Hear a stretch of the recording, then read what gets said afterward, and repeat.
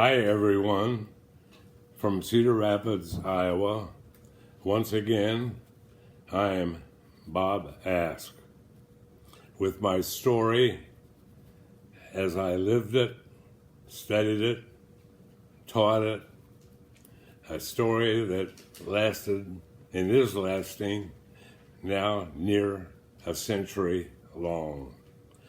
Today, the next in our series of 20 vignettes, my life in the context of history, one that finds, I hope, an interest in your thinking.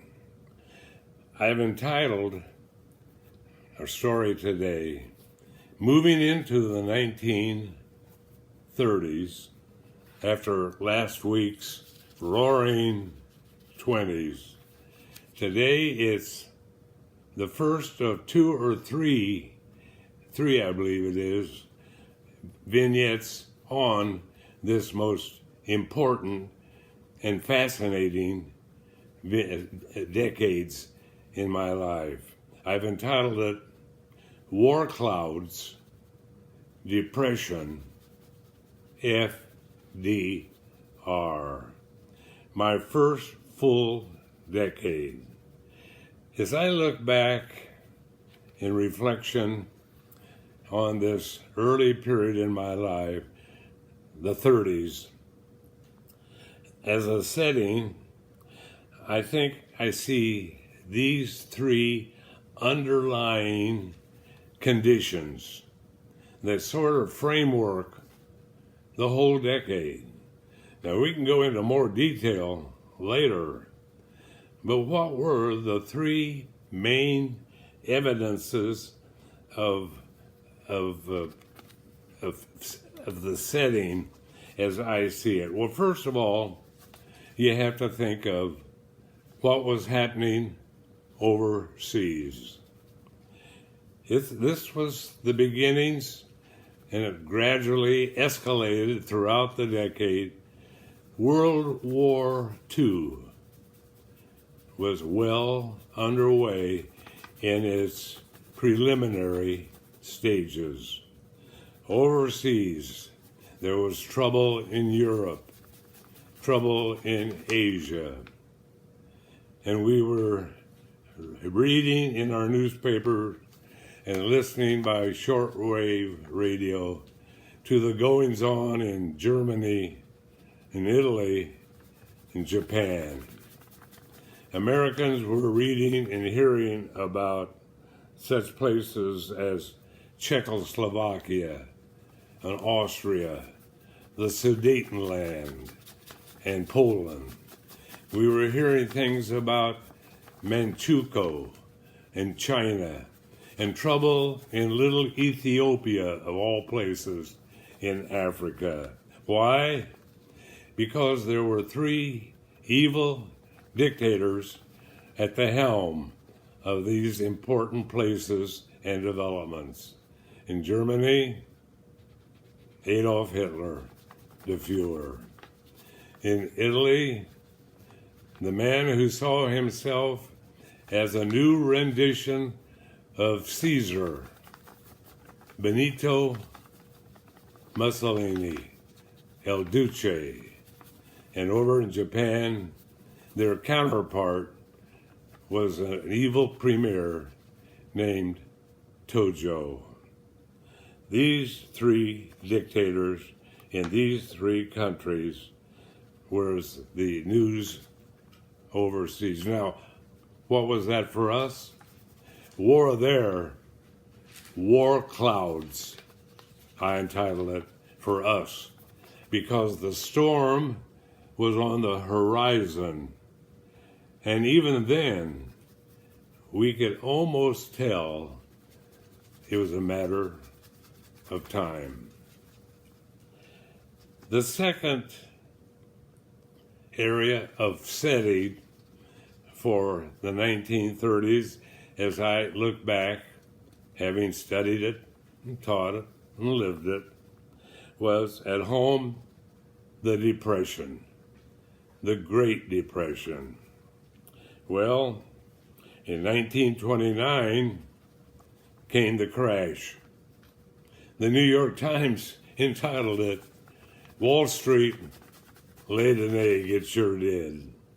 And before long, one thing led to another, and it would be a low time in economics, a time that would last fully a decade and won't really be resolved until we're in that Second World War.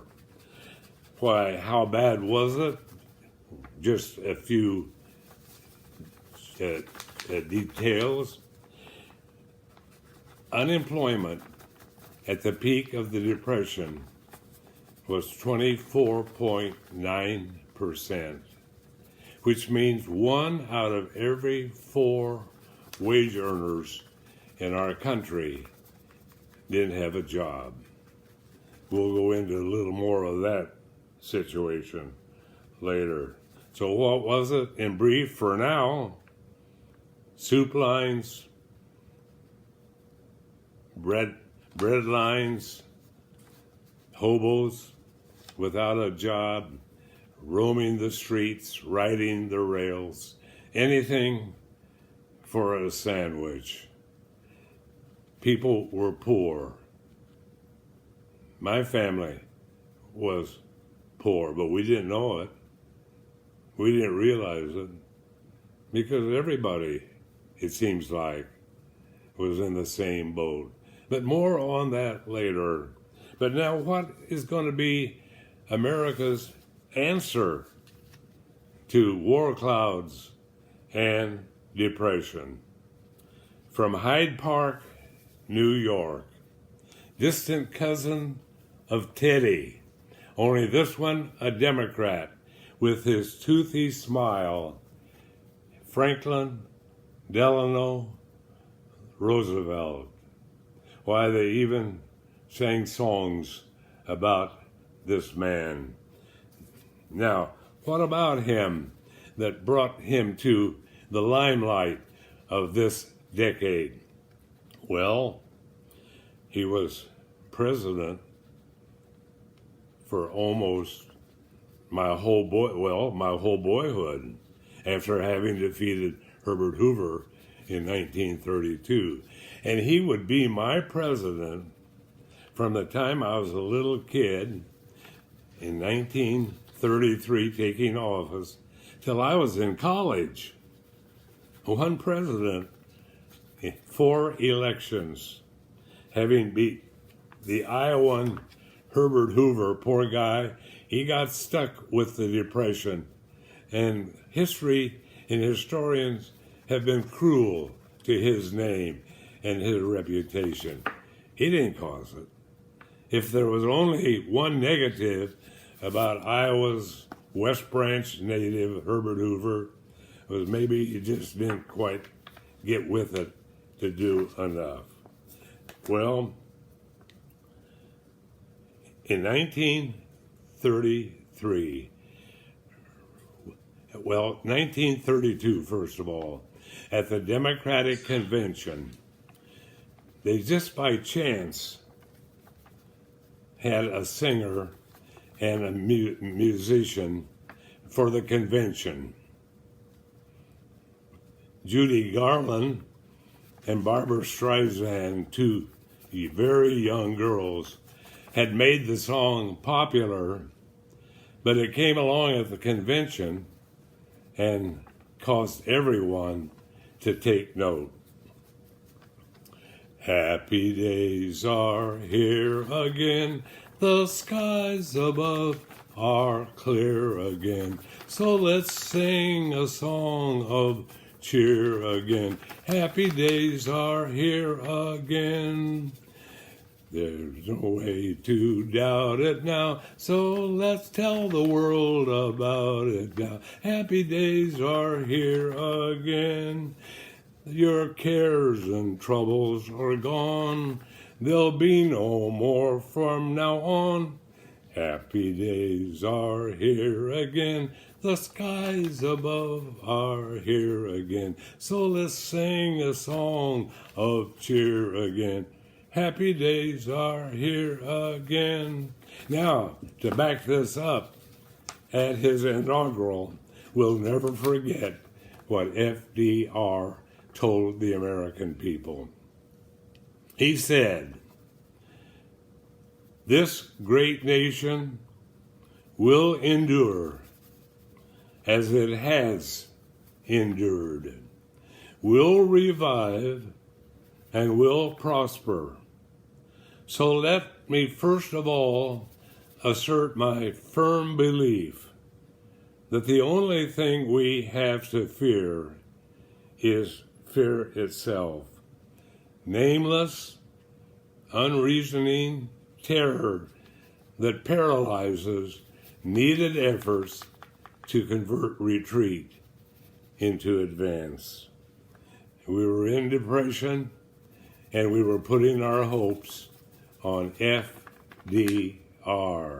His New Deal, the alphabet agencies, CCC, TWA, AAA, WPA, all of them, and one that gave me my first coach, an unemployed man employed by the government to be my coach at Little Garfield School in Ottumwa. They were trying. We were in the Depression. We were trying. More on the 30s in coming vignettes.